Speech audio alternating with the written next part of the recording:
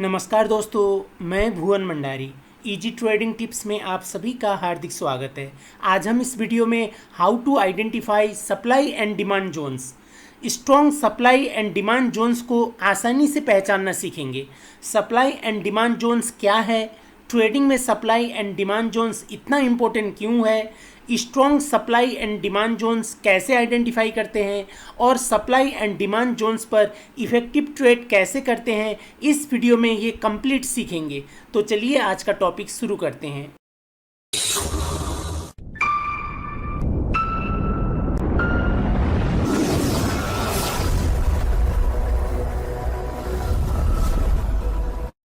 शुरू करने से पहले आप सभी से अनुरोध है, अगर आपने अभी तक इस चैनल को सब्सक्राइब नहीं किया है तो प्लीज़ सब्सक्राइब कर लीजिए और बेल आइकन को भी ऑन कर लीजिए, ताकि जब भी मैं कोई नया वीडियो अपलोड करूं तो उसका नोटिफिकेशन आपको तुरंत मिल जाए।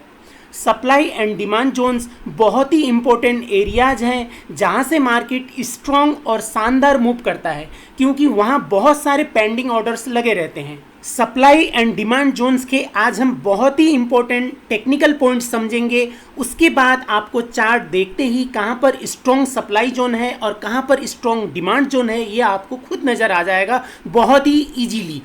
तो पहले हम सप्लाई जोन देखते हैं। सप्लाई जोन के लिए पहला इंपॉर्टेंट पॉइंट क्या है, किसी भी पर्टिकुलर पॉइंट से, किसी भी जगह से मार्केट शार्प और स्ट्रांगली नीचे डिक्लाइन होना चाहिए, नीचे उतरना चाहिए, स्पीड से शार्प और स्ट्रॉन्ग नीचे आना चाहिए। शार्प और स्ट्रॉन्ग है नहीं है ये देखने के लिए जब मार्केट उतरेगा तो उसमें से जहाँ तक मार्केट पहुँचेगा उसके अंदर ज़्यादातर आपको रेड कैंडल्स और बहुत कम ग्रीन कैंडल्स होना चाहिए, और रेड कैंडल्स बड़े बड़े और ग्रीन कैंडल्स छोटे छोटे होते हैं, तो ये शार्प डिक्लाइन हुआ मानते हैं। ये पहला पॉइंट हुआ। दूसरा पॉइंट, इतना देखने पर भी हमारा ये टेक्निकल पॉइंट कंप्लीट नहीं होगा। दूसरा पॉइंट क्या है, ये अगर 45 डिग्री से कम एंगल पर नीचे उतरता है तो उसके बाद इस पॉइंट पर दोबारा जब जाता है तो मार्केट फिर इसी पॉइंट पर आ जाता है।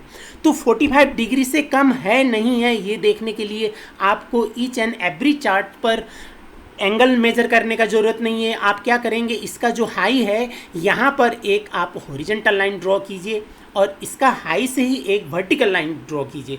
तो ऐसा करने पर ये हमारा रेक्टेंगल हो जाएगा, 90 डिग्री का एंगल हो जाएगा। अब इसको आधा करना है। आधा करने के लिए यहाँ से एक तिरछा लाइन ड्रॉ कीजिए, दोनों बराबर आ जाए उस शेप में ड्रॉ कीजिए। ये करते ही हमारा ये 45 डिग्री होगा, ये 45 डिग्री होगा। अगर ये जो लाइन ड्रॉ किया है उसके अंदर कैंडल्स हैं तो ये 45 डिग्री से कम है, इस लाइन से कम का होना चाहिए, यानी 45 डिग्री से यहाँ पर कम का है, तो ये बहुत इफेक्टिव हुआ। दूसरा पॉइंट हुआ। तीसरा पॉइंट, अब हम क्या करेंगे, ये हमारा कंफर्म होने के बाद यहाँ से हम ड्रॉ करेंगे, सप्लाई जोन ड्रॉ करेंगे, और उस जोन पर अभी हम ड्रॉ करना कैसे करना है ये देखेंगे। उस जोन पर अगर यहाँ से स्पीड में जिस तरह मार्केट उतरा था उसी तरह स्पीड में इस जोन पर जाता है तो फिर मार्केट इसी लो तक आ जाता है। तो यहाँ पर ये भी शेप में जाना चाहिए, भी शेप में जाता है तो वो स्पीड से जाता है, ये हम अनुमान कर सकते हैं भी शेप में गया है। यहाँ जाने के बाद यहाँ से कहाँ से रिजेक्ट होगा उसके लिए क्या करेंगे, हम यहाँ सप्लाई जोन ड्रॉ करेंगे। पहला हमारा ये वैलिड हो गया, शार्पली नीचे आया है, स्ट्रांगली आया है, 45 डिग्री से कम पर आया है।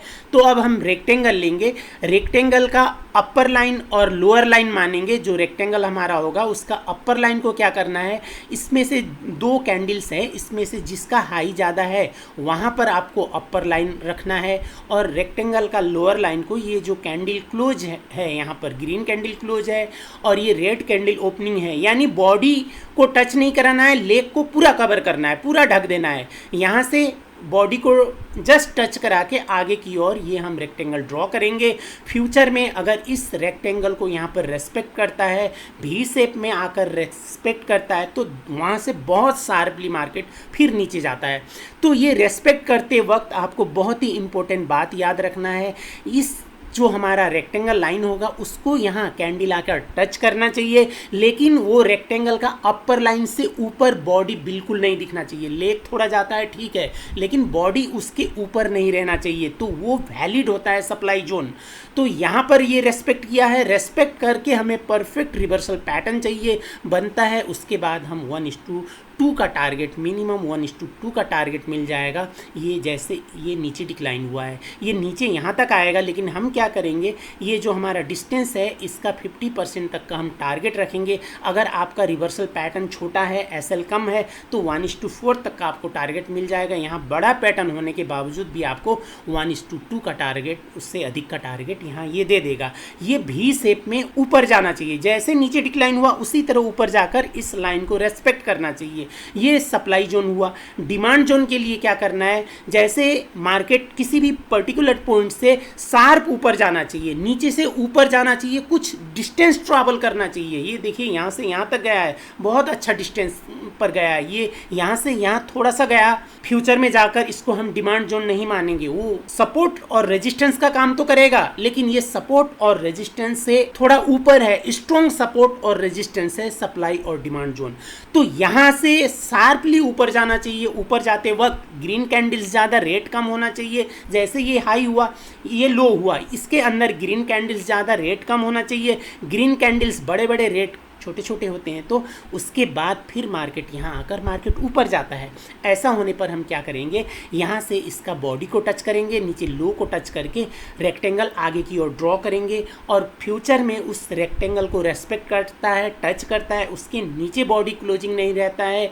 जिस टाइम फ्रेम पर आप देख रहे हैं उस टाइम फ्रेम पर अगर इस रेक्टेंगल के नीचे बॉडी क्लोजिंग नहीं देता है और यहाँ रिवर्सल पैटर्न बनता है, तो फिर शार्पली ऊपर जाता है।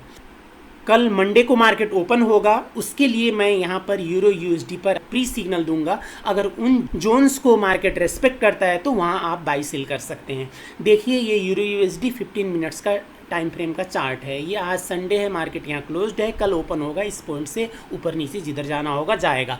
यहाँ पर ये बहुत ही स्ट्रॉन्ग सप्लाई जोन था। ये सप्लाई जोन कैसे आइडेंटिफाई करना है, मार्केट किसी पर्टिकुलर पॉइंट से थोड़ा ज़्यादा डिस्टेंस उतरना है, बिल्कुल उतरा था। उतरते वक्त ये पहला पॉइंट हुआ, उतरते वक्त रेड कैंडल्स ज़्यादा होना चाहिए, ग्रीन कम है, बिल्कुल वैसा था। तीसरा रेड कैंडल्स बड़े बड़े होना है, ग्रीन कम छोटे छोटे होना है, बिल्कुल वैसा ही था। ये पहला पॉइंट हुआ। दूसरा, आप अगर यहाँ एंगल देखेंगे तो ये बहुत कम, 45 नहीं, ये 35 से भी कम एंगल का था। अगर हम मेजर करेंगे तो 35 से भी कम का था। ये बहुत अच्छा एंगल पर आया है, नीचे आया।